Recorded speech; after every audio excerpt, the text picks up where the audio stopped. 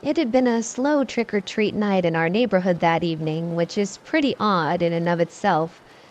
We usually have kids from different areas dropped off in ours and have a constant parade at our door. That night, I'd say we'd had no more than 8 or 10 groups of kids come by the entire night. It was about 9:30 p.m., and my husband and I were sitting in our family room watching some of those ghost shows based on supposedly actual events. Like I said, I don't believe in that stuff, but I do like a good ghost story now and then, and it was Halloween after all. We hadn't had any activity at the door in over half an hour, and it was getting late, so we decided to turn the porch light off and let our dog Chloe out of her crate. Chloe is an American bulldog and is very docile. We only put her in her crate because we were afraid she'd try to get out and play with all the kids, and I didn't want to have to chase her all the way down the street. Also, we didn't want to scare any of the kids because she could look a little intimidating to the younger ones. So I turned the outside light off and let Chloe out, and she followed me back to the couch and laid at my feet. It was getting close to 10 p.m. when my husband decided he'd had enough fun for the night and was going to go upstairs, take a shower, and get ready for bed. After all, it was Thursday, and he still had to get up early the next day for work.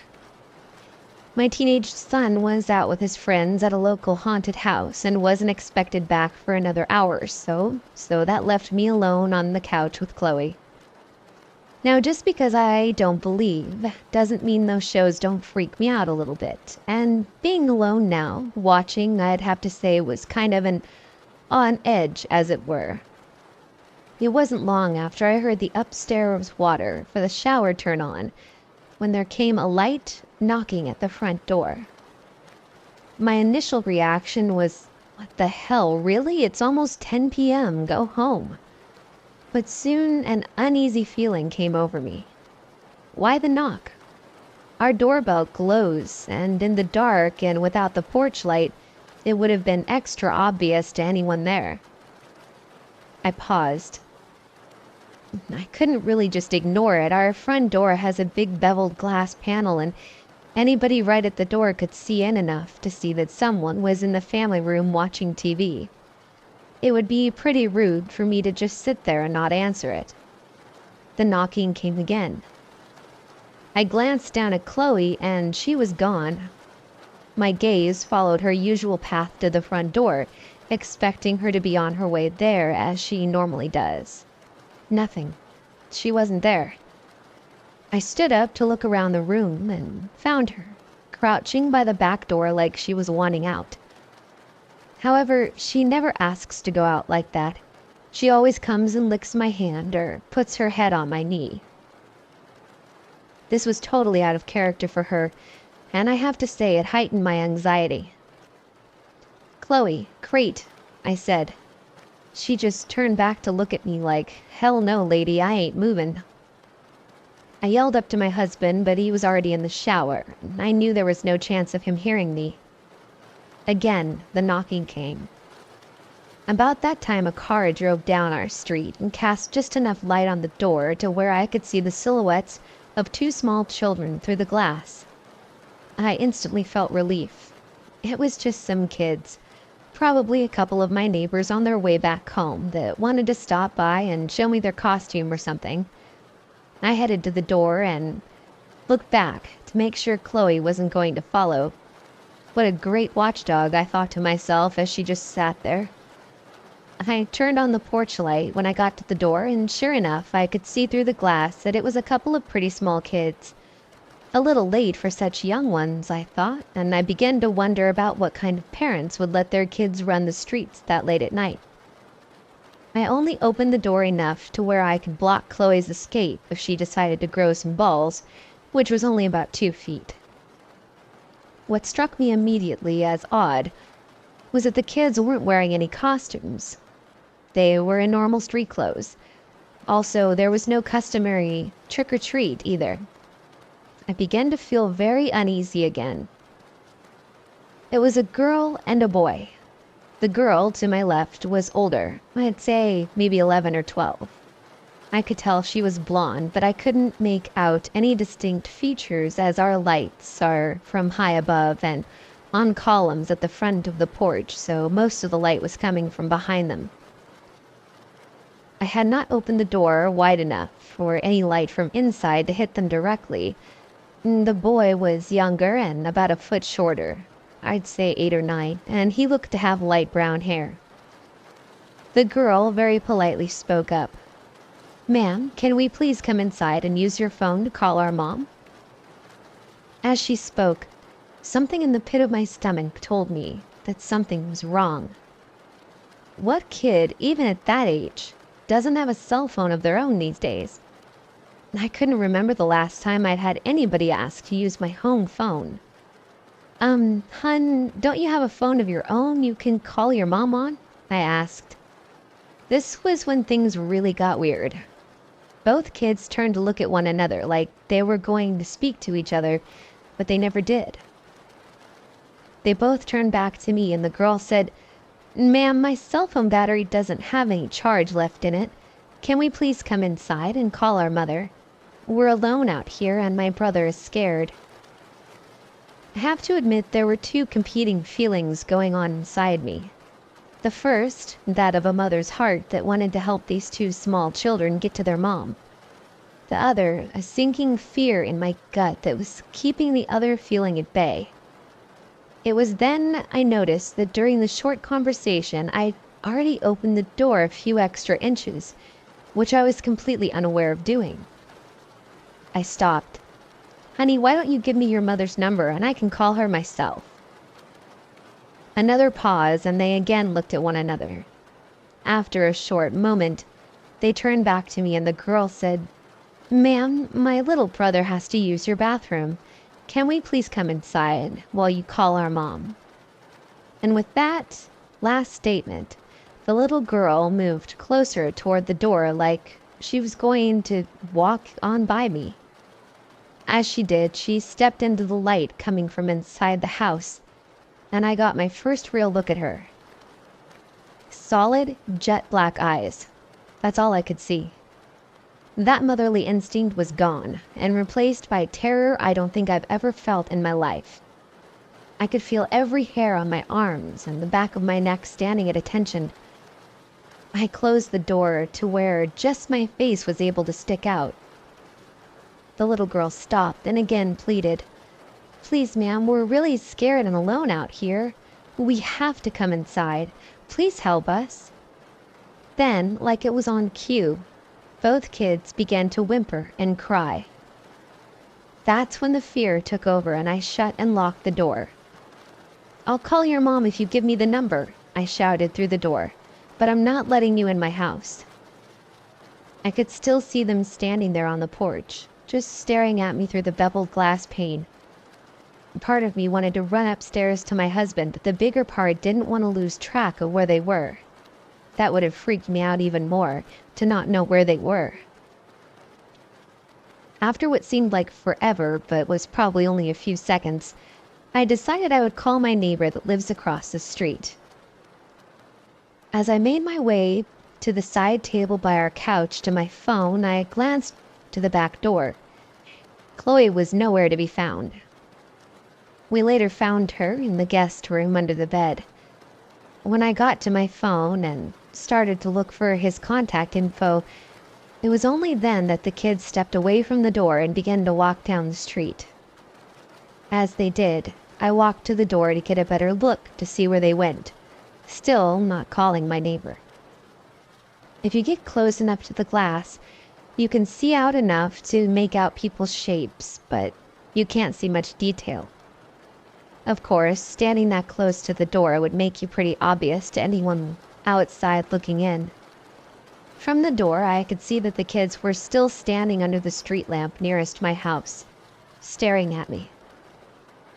As I lifted the phone to my ear after calling, only then did the kids start walking down our street. I met my neighbor out under the lamp once he was out there, but the kids were nowhere to be seen. Like I said, I don't believe in any of this stuff, and I've never even heard about black-eyed kids before talking to my friend after what happened. What I really think, what I have to think, is that these kids were just out yanking people's chains on Halloween night. But I will say this for them, they were good. Really good at it. They scared the shit out of me and my dog.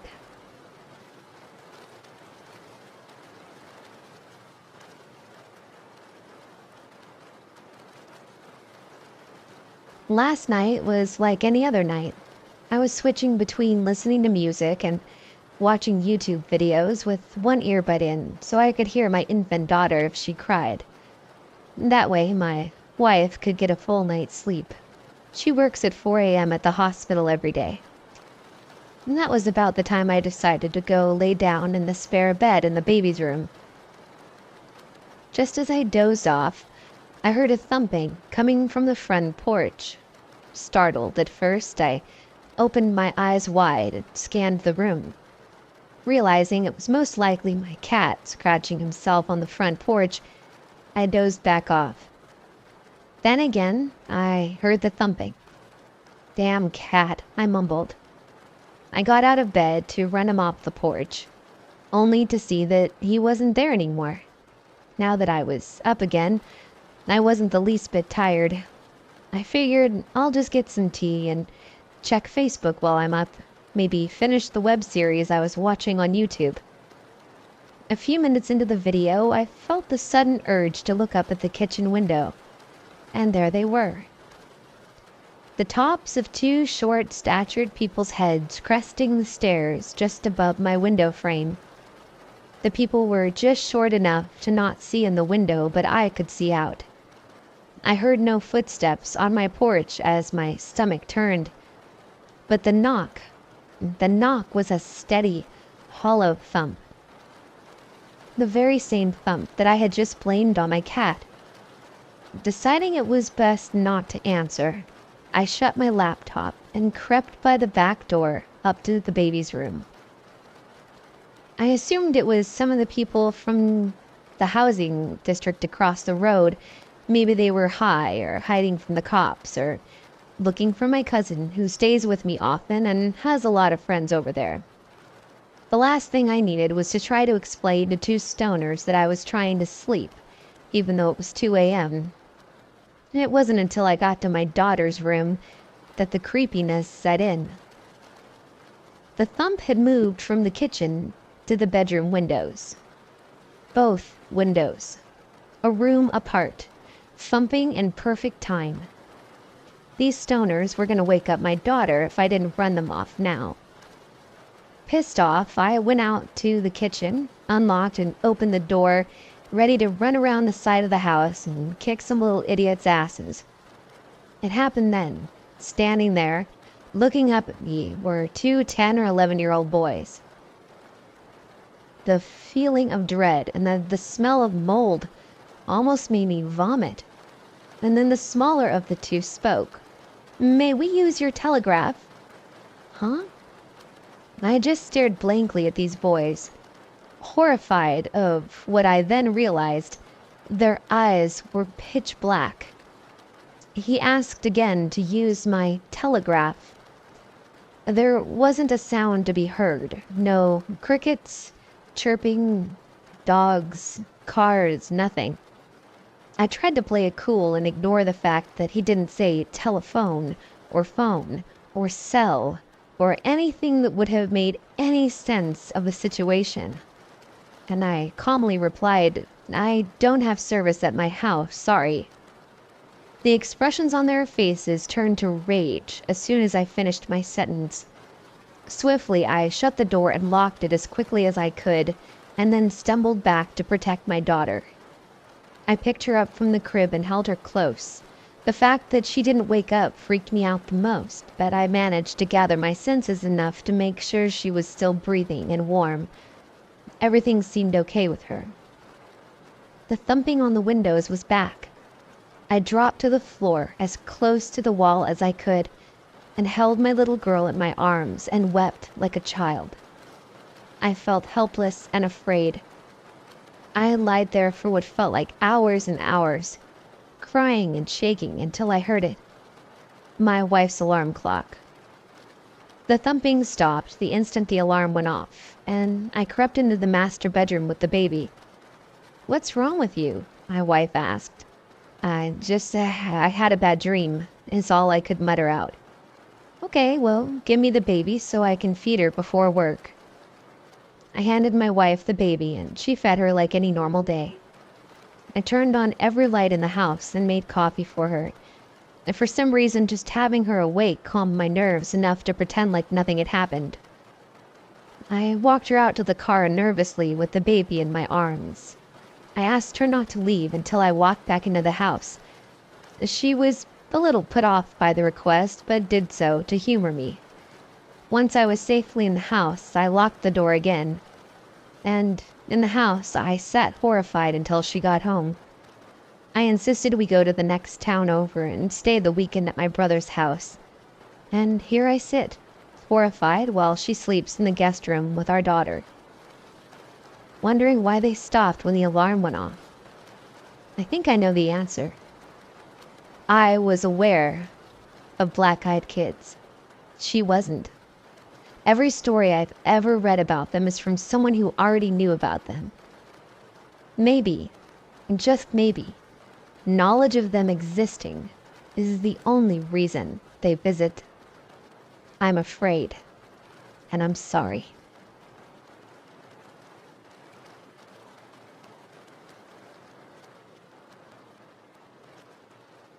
It almost felt like a dream. I woke up to my dog, Lucy, barking. She was upright on the bed where my husband and I were sleeping, with our 22-month-old daughter, staring at our door like an unknown stranger was out there rummaging around. I thought she was just freaking out over a house noise. We'd only had her for 3 months, and she was still a puppy. It could have been anything. Our roommate, a creak from the house settling, the awnings moving outside in the breeze. I wasn't too concerned initially. I decided the best bet would be to open the door and show her that nothing was there. It sounds a little bit silly, but it's what we do with our daughter when she gets scared, and I figured it should work with a puppy too. I opened the door and she raced to it. She stood there, snarling. It was an angry, violent growl, one I had never heard her make before. I looked groggily at her and opened the baby gate blocking the doorway, planning to open the door and show her that everything was okay.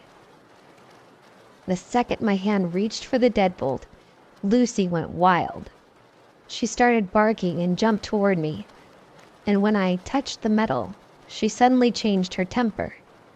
She whimpered, almost like she was afraid and backing down. As her mannerism changed, so did mine. I wasn't calm anymore. My heart was racing and sinking at the same time. I had been flooded with a mixture of fear and dread. I looked through the peephole. I can't explain why I looked, but I did. Outside were 2 kids. One was just a smidgen shorter than me and didn't look much younger. I'm 21, and she looked to be 16 or 17. She was slender and pale. Her hair was a light shade of honey blonde, and she wore it long, about mid-back, with long, thin, blunt bangs in the front that covered most of her eyes. She wore jeans, a light wash that's popular right now, and a thin-looking olive-colored pullover-style hoodie. She held the hand of a small girl who looked to be around 3 or 4, in the same style jeans and a button-down ivory cardigan. The smaller one looked at the floor shyly, but had the same shade of hair tied back in a ponytail. She held a stuffed toy under her free arm, and it was identical to one my daughter has, as was their style of dress. Had it not been the feeling of overwhelming dread and fear that stopped me, I probably would have asked these children in and given them some tea or hot chocolate to get them out of the bitter cold. Something about them seemed off. At this point, I hadn't made any noise. I had never followed through with opening the deadbolt. I hadn't shushed the dog or grumbled. Nothing. I hadn't turned on any lights, so these kids had no indication that I was at the door. And yet, the older one spoke. She had a voice that was mature, confident, strong. She held her head tilted downward, and I couldn't see her eyes. She said, "We have to use your phone." I stood frozen in fear. How did she know I was there? She raised her eyes to face me directly through the peephole, and that was when I saw them. There was a reason I couldn't see them through her bangs before. They were black, or midnight blue, or maybe a dark, dark purple. They were otherworldly. She said, "Our mother is worried." As someone who's always been interested in creepy stories, I knew what she was the second she looked at me through the door. I have never been one to believe in these things. As a staunch atheist and skeptic when it comes to the paranormal, I had written off many a ghost story from friends and family members eager to tell their tale. And I didn't believe it. Still, I couldn't rationalize my way out of this. I was standing with nothing but a thin wooden door between me and a black-eyed kid. There was no questioning what was right in front of me. I did not answer her. Slowly and silently, I backed away from the door, Lucy still cowering at my ankles. She kept talking. "Just let us in to use your phone." I took another step back, and with that step, the tone changed. At first she seemed polite. When I took that second step back, she became commanding, almost hostile. "We're not going to hurt you. If we wanted to do that, we would have broken in. I'll ask again, may we come in and use your phone?" Lucy snarled at the door, and I inched backward, though something inside me seemed to be slowly pulling me back toward the door. It wasn't a physical pull so much as a subconscious need to go back and let them in. I got to my room, covered up the window, locked the door, and sat there in the dim of the nightlight. I heard her call me back to the door once more, and then quiet. I didn't go back to sleep that night, and I haven't slept right since. I know from reading about the black-eyed kids that they can't just come in without permission. I know they haven't hurt anyone, but I still fear that I will be the exception. When I told my husband, he said it was just a dream. He keeps telling me to forget it, but this lingering feeling of sadness, this dread when the house is silent at night, this fear of a knock at the door, this tells me otherwise.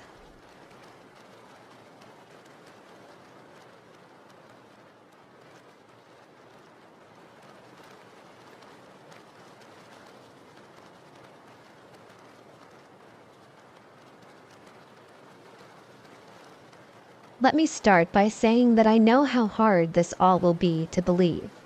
But now that things have taken a turn for the worse, I've started looking for stories similar to mine and found them all over the internet.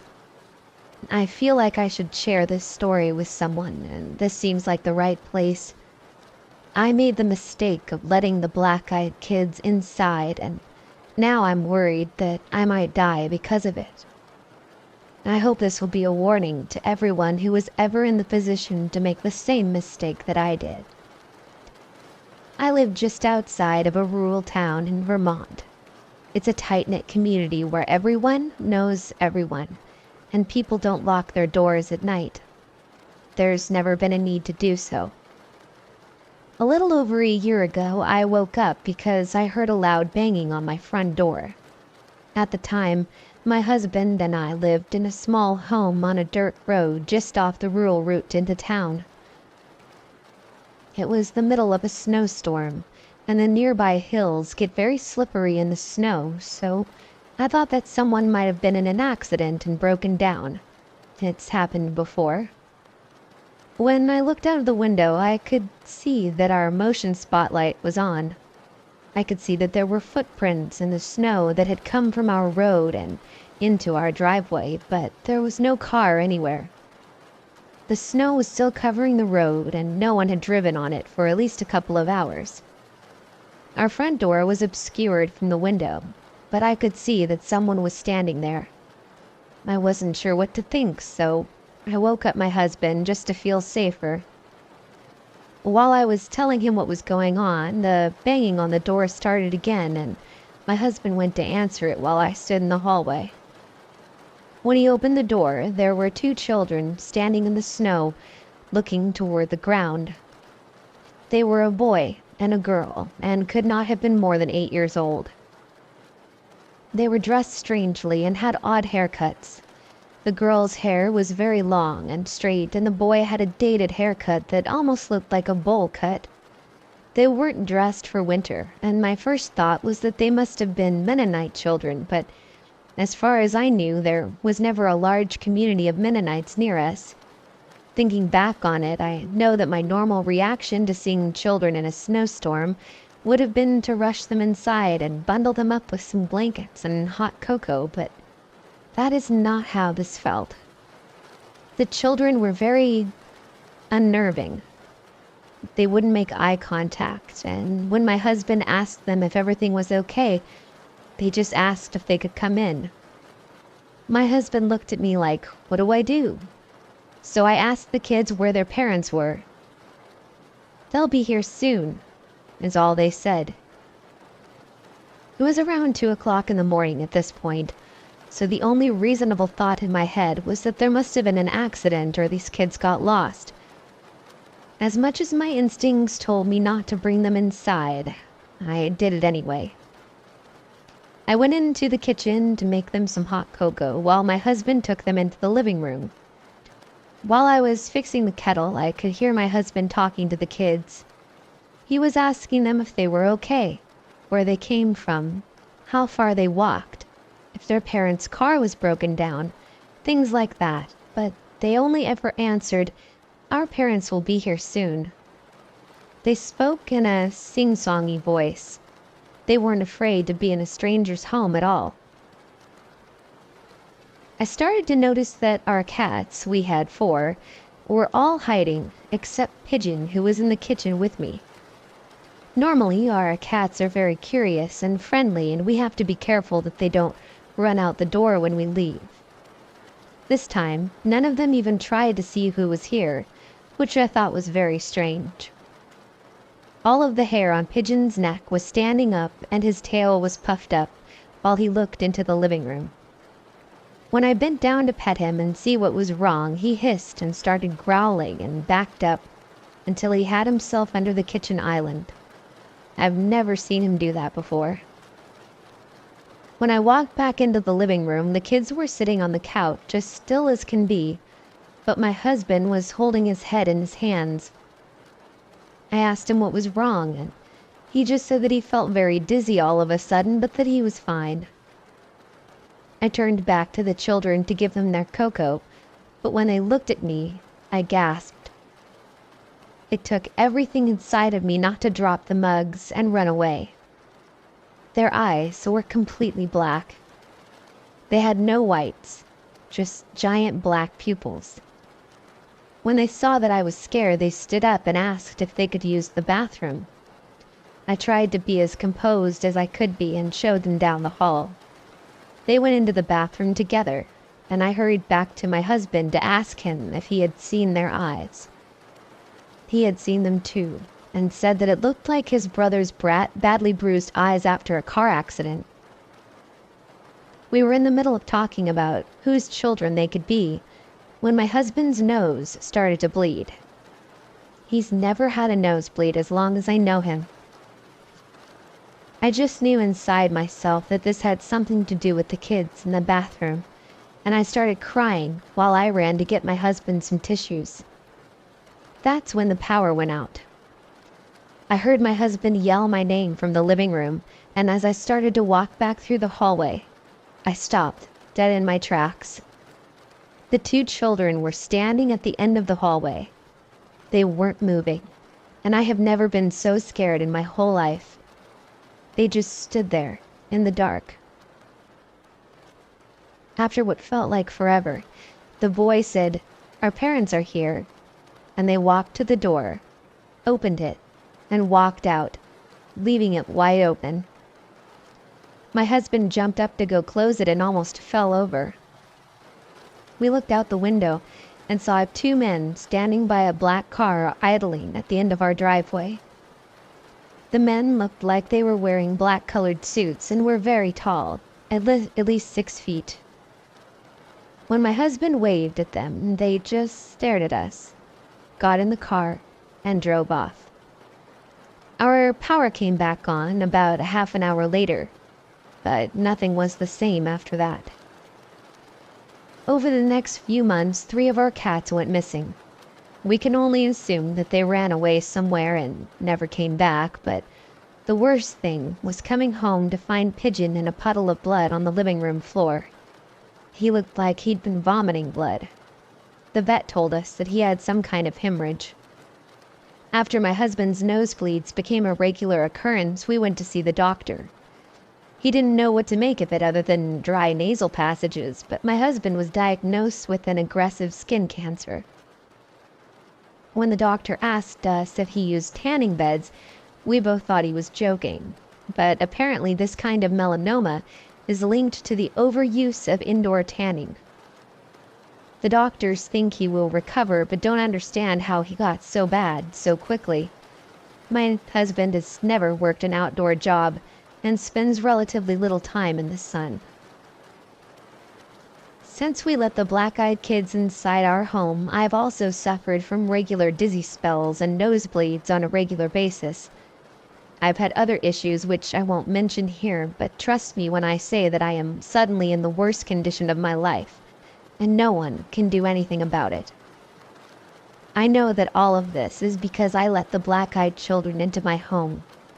We've told everyone we could about the strange kids that showed up that night, but no one else saw them, and some laugh at us at how scared we were of the Mennonite kids, but we know what we saw.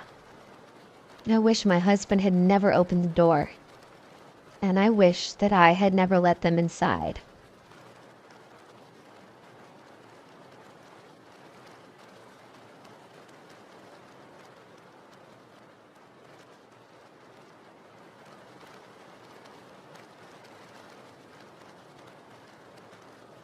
I'd be lying if I told you that I didn't know about black-eyed kids before this happened to me late summer last year. I definitely did. Now, in the moment, that idea never crossed my mind, but afterward, hell yes. And the thought led to all kinds of regret. I realize it's stupid, but I'm getting ahead of myself. Let me tell you about my neighborhood. I live in a poor part of town, a bit ghetto, a bit of the barrio, a bit of the lower economic class, a cross-section of races. It's LA.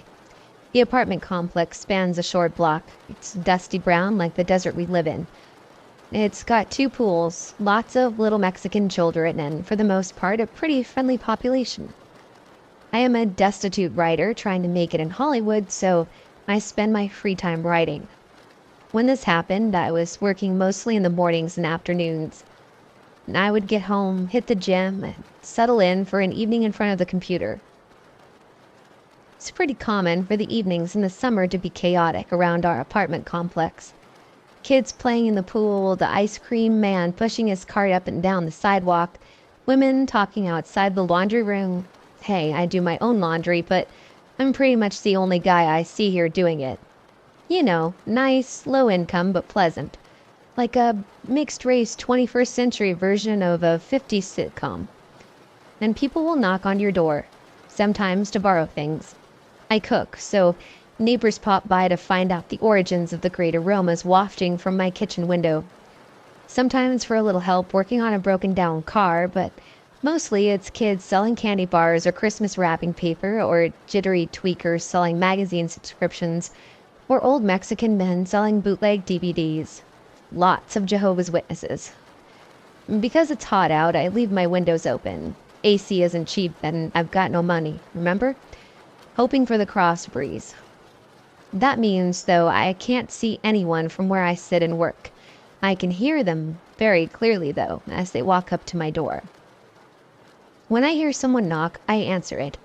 Besides buying the occasional candy bar, I smile, politely decline, and wish them a nice day and send them off. No big deal. That evening it was quiet, which was strange in and of itself. I should have at least been able to hear the distant sounds of ranchero music. I heard a couple of people walk up to my door. I'm not the first apartment in my courtyard, so usually I hear the salespeople as they knock on my neighbors' doors and work their way around to me, but not this time. Whoever it was walked right up to my door and knocked. I got up to answer it, reaching for the door handle when a chill went through my body like I have never experienced, a cold tightness in my chest. I halted my hand movement toward the door handle and placed it flat on the door as if I was feeling for heat from a fire. I have a peephole on my door, but it never crossed my mind to use it. I stood there with my hand flat on the door and listened. They knocked again. I don't scare easy, and I wasn't exactly afraid, but I was having a visceral experience all over my body, a base fear reaction. Just like I could hear them, they had heard me move to the door. They knew I was inside. "Yes?" I said. "Who is it?" A boy's voice answered. "We need to use your phone." "Yeah, that's not gonna happen." I started laughing. I stress laugh when I am in pain or under pressure. They heard me laughing, and neither of us moved for about a minute or two. A really, really long minute or two. Finally, they walked away. Not to any of the other 8 doorways within 15 feet, not to ask anyone else. Just away. Before they could have gone more than a dozen yards, curiosity reasserted itself and I yanked the door open, running after them to see who it was and where they were headed. The courtyard of my complex was completely empty. Afterwards, I thought the experience fit the stories about black-eyed kids, and I kicked myself for not opening the door. I mean, coming face to face with black-eyed kids, how cool would that have been? But then I remember that feeling, my skin crawling, and the certain knowledge in me at that moment. There was no way in hell I was opening that door at the time. And honestly, it's probably for the best.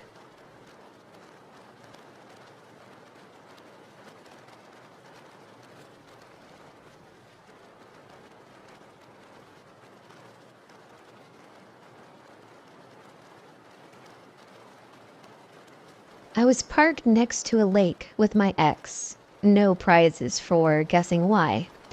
When we saw a kid walk past our car. They looked like they were trying to slash my tire. As you can imagine, I was pissed, so I got out and went to talk to the kid. Now I'm 6'5", so if I get out of a car looking pissed, most people would run. This kid just stared at me. I could tell there was something wrong straight away. I told him to go and to leave us alone. He turned on the spot and walked up a lane past an old school, and I walked to the edge of the path to make sure he was really going. It was too late. He had already disappeared into thin air. There was nowhere he could have hidden in the space of 5 seconds. And on one side of the lane was the lake, which was fenced off with 6-foot railings. The other side was the stone wall of the school. There weren't any trees or vegetation. He just disappeared. When I got back to my car, my girlfriend said she thought he was a little young to be doing drugs and slashing tires. When I asked why, she said, well, his pupils were very dilated, and she couldn't even see the whites of his eyes. Then I realized why his blank stare seemed off. His eyes were black, and his eyes seemed to look into me rather than at me.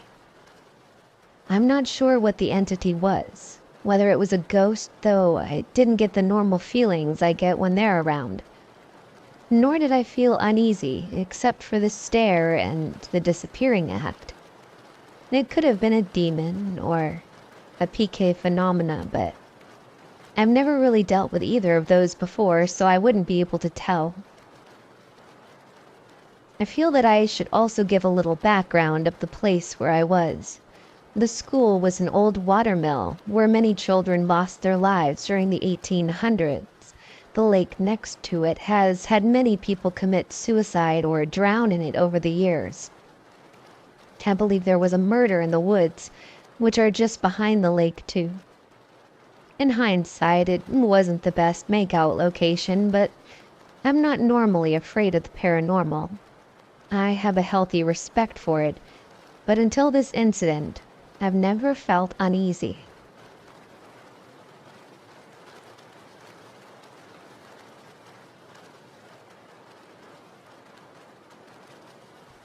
My brothers and I were staying at my nan's house. One night, from memory, this was between 12:30 and 1, there was a knocking at the door.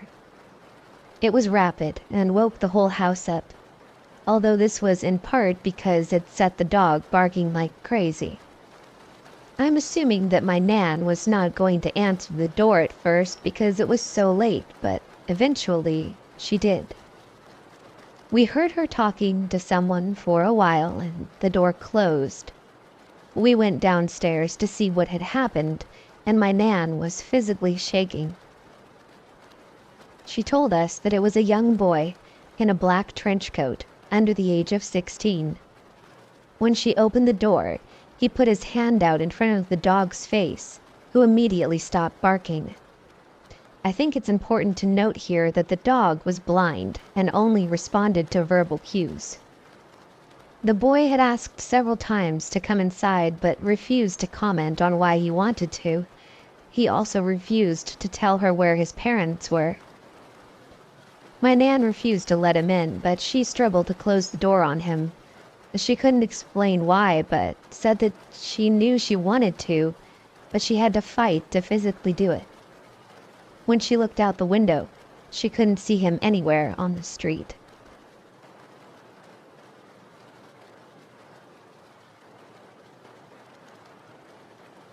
So I already posted this somewhere else, but I wanted to tell you here as well.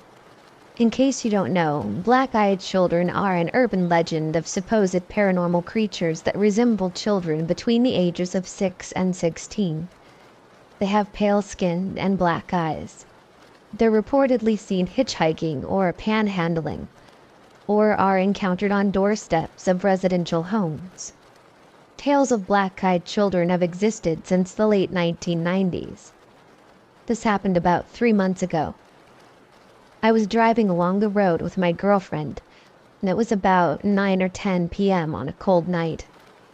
We just pulled on parking to buy a few groceries in the market, as some girl came up to us before we got out of the car.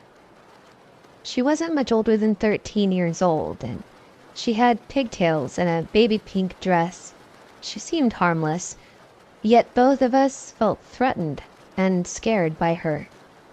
It was dark, so we did notice right away the thing that stood out most from her appearance.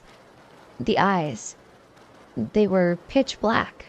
Just looking at them made you feel scared, dizzy, hypnotized. We were still in the car when the girl said, "Let me in. Take me home."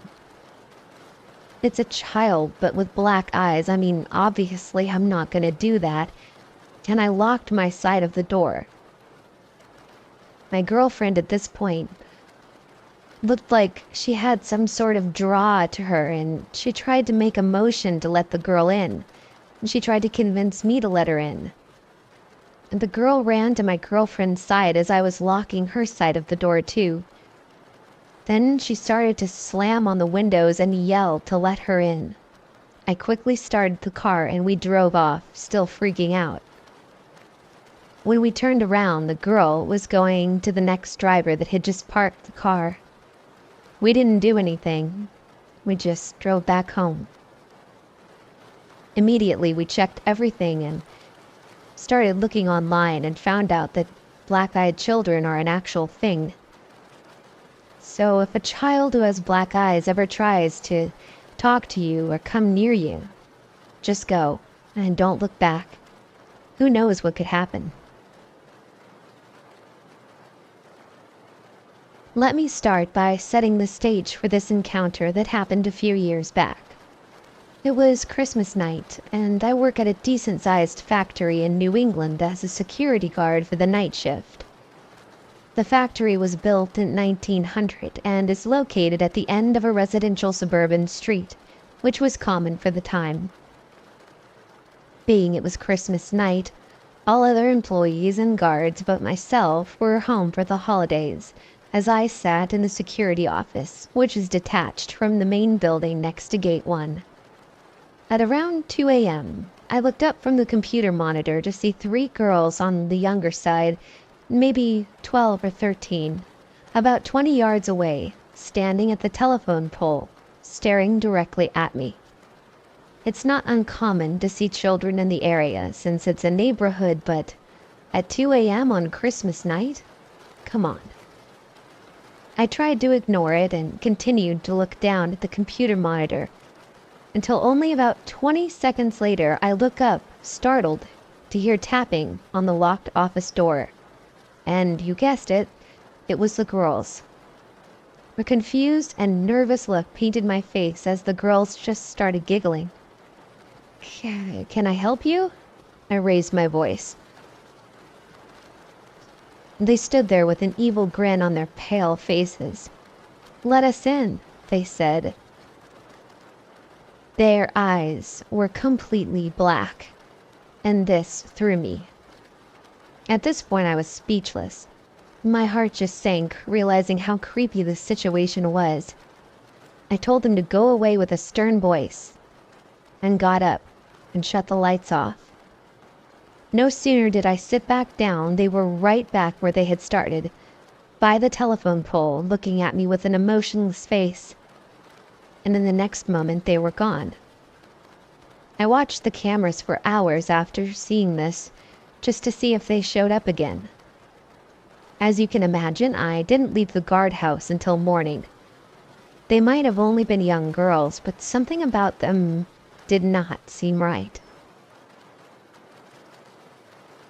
I've started with a new routine, so I bought a bike. I decided I would go on an 11 p.m. to midnight stroll before heading home to sleep. I'm supposed to say after this, I didn't get any sleeping done. There's a canal system in Glasgow that's perfect for cycling, so I followed it quite far out, with my light and bell at the ready, in case I crossed paths with someone, although that's probably not likely given the time of night. I got off my bike at a bench, and behind the bench there's a wall, and behind the brick wall there's an out-of-use railway track, which was decommissioned in the 50s. My phone started to play up, and the light from my phone seemed a bit weaker than usual. I followed the light across the muddy canal, and to my horror, I saw what looked like a boy and a girl in the small island in the middle. I asked if they were okay, but I didn't get much of a response. I asked again if they needed help. I asked if I could call the fire brigade or the police or whatever. And just as I said that, my phone died.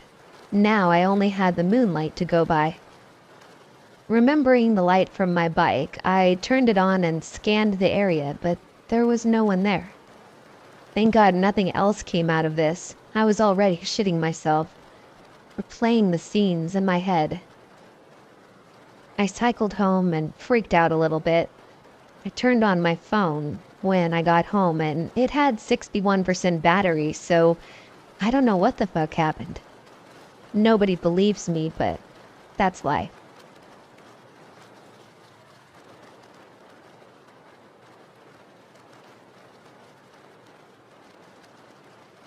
And this really freaked me out.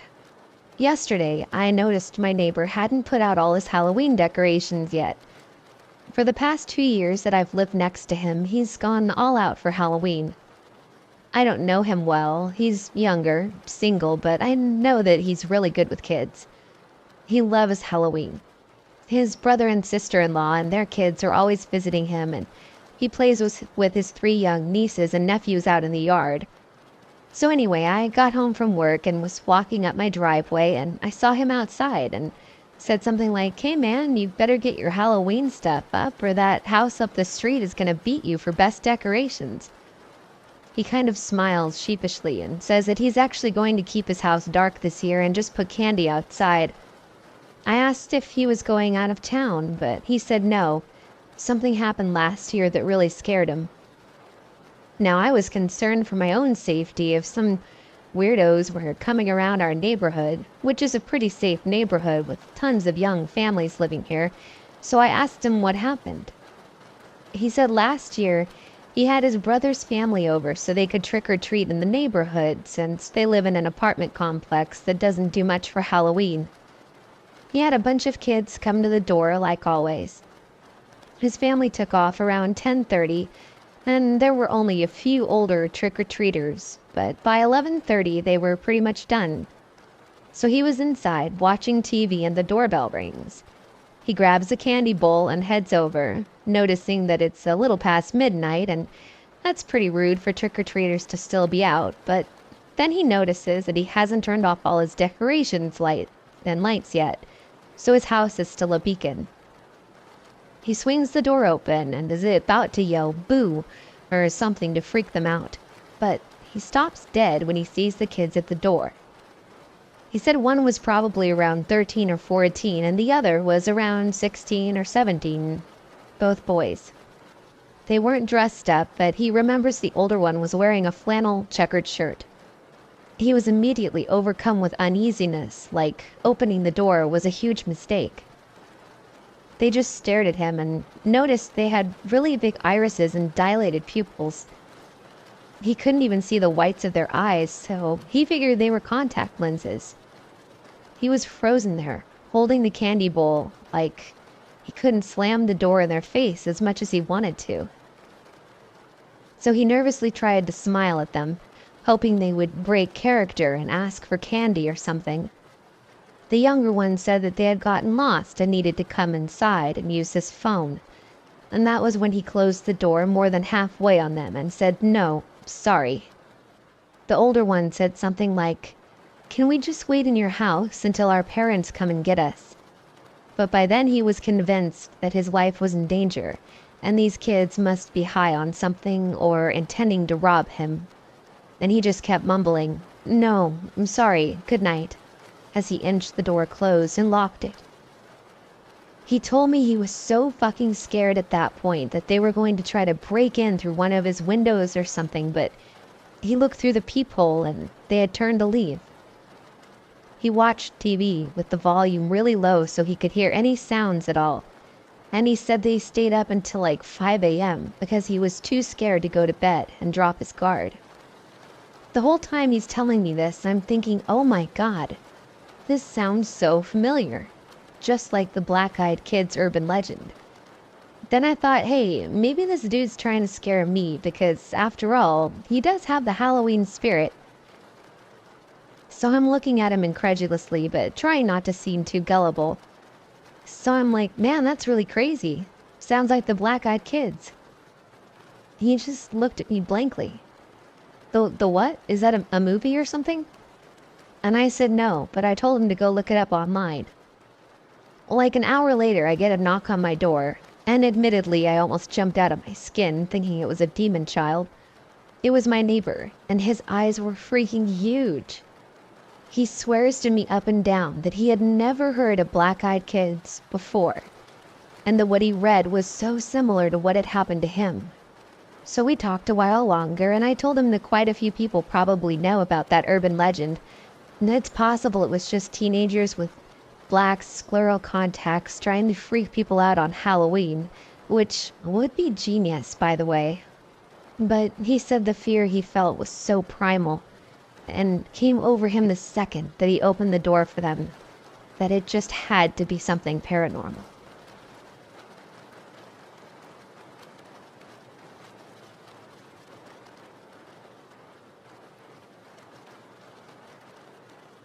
I was riding the bus back home after work. It was about 1 a.m. I'm a security guard and I often work odd hours. So I'm sitting there and this guy gets on and sits across from me. He was wearing a suit, had a briefcase, regular-looking guy in his 20s. What struck me about him at first was that he was chewing a cigar. Not smoking it, you can't smoke on the bus, just chewing it. So I was just looking at him while he was staring out the window and chewing a cigar, and all of a sudden he turned and looked at me, and his eyes were pitch black. My heart started beating like a mad motherfucker, and I felt my bile rising. I wanted to vomit. I was starting to panic, and I had no idea why. I was just pants-shittingly terrified of this guy. And then he grinned at me, and his teeth were all covered in tobacco bits and brown juice, the cigar clamped between them. I almost screamed, but instead I had the presence of mind to just get up and take the seat right behind the driver. I calmed down a little bit after that, but I kept an eye on the guy. He ended up chatting with some girl that got on, and they were still talking when I got off the bus. I later convinced myself that he was just trolling me and having fun with a pair of contacts, but now I wonder.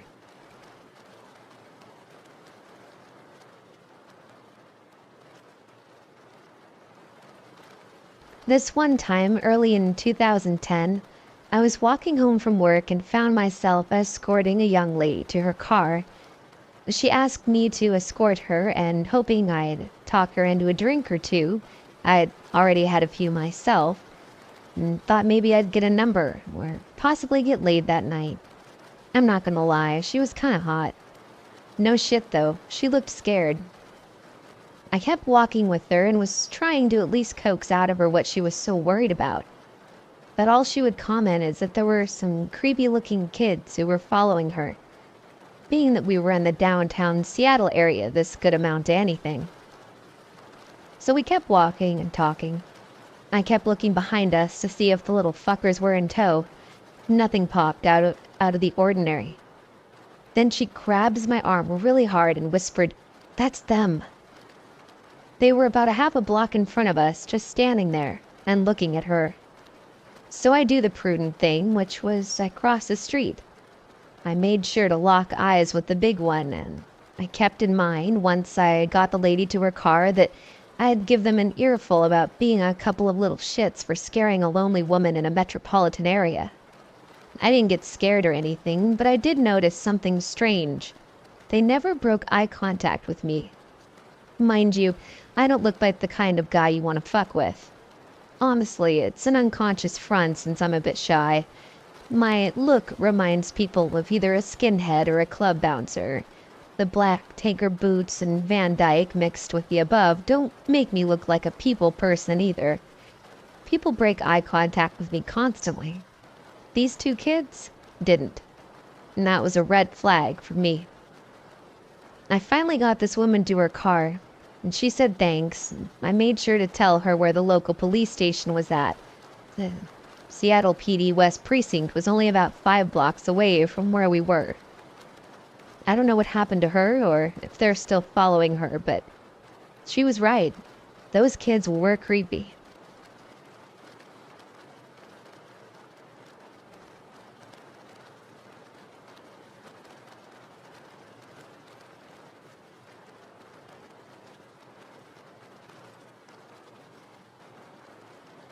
On March 17th, 2008, I had my one and only encounter with a black-eyed kid. Before my experience, I had never heard of anything having to do with black-eyed kids. I was 12. I was sitting outside of a hairdresser's in an old Chevy pickup, waiting for my mom to get her hair cut. About 15 minutes had passed, and I saw some kid walking back and forth along the sidewalk in front of my parked car. At first, I thought I recognized him as one of my friends from school, so I banged on the front windshield until he looked my way. This was not anyone that I knew. At this point, I wasn't scared at all. Not yet. The boy walked over to the side of my car and just stared in. I think to let me get a good look at his eyes, to freak me out. Let me tell you, if you've never seen a black-eyed kid, you have no idea what to imagine. Pupils as black as the night sky. The boy whispered, "You must let me in." And then I locked the car doors and ducked down into the space below the seats. 5 minutes later, he was gone. When my mother got in the car, she told me a boy with black eyes had come into the hairdresser's and had insisted for my mother to give him the keys to the car. She refused. Thank God she did.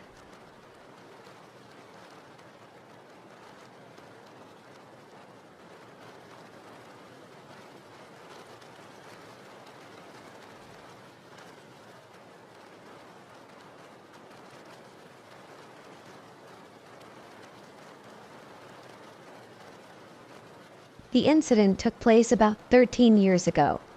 I had just moved to a new city with my wife. We were small-town newlyweds from the Midwest. We moved cross-country to one of the biggest cities in the Southwest so that I could attend graduate school. Being naive and new to city living, I habitually answered the door without a second thought. Never again after this. The first thing that should have tipped me off to the peculiarity of the situation was the fact that someone was knocking at 6 o'clock in the morning. The second thing that should have dawned on me is this kid had to reach over a rather tall patio gate to unlatch and open it. The knock at the door was startling. My wife and I were getting ready for work, a pretty normal routine. The moment I opened the door, I was overtaken with an inexplicable sense of fear. To this day, I can picture him. Teenager, average height, average build, knee-length black leather coat, short black hair, and sunglasses. The sunglasses at 6 a.m. struck me as odd, and even more odd, he was eating an apple. He was very polite and asked if he could come in and warm up. I said no, closed the door, and slid the security chain into place. A moment later, another knock.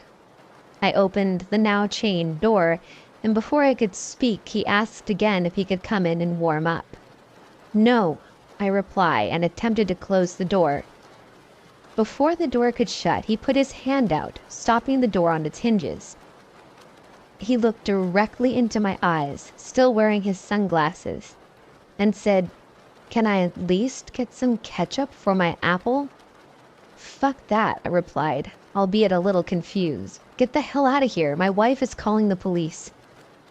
He takes a moment to let this information sink in, lowers his glasses, and reveals eyes as black as obsidian, and says, "No, you won't be calling anybody."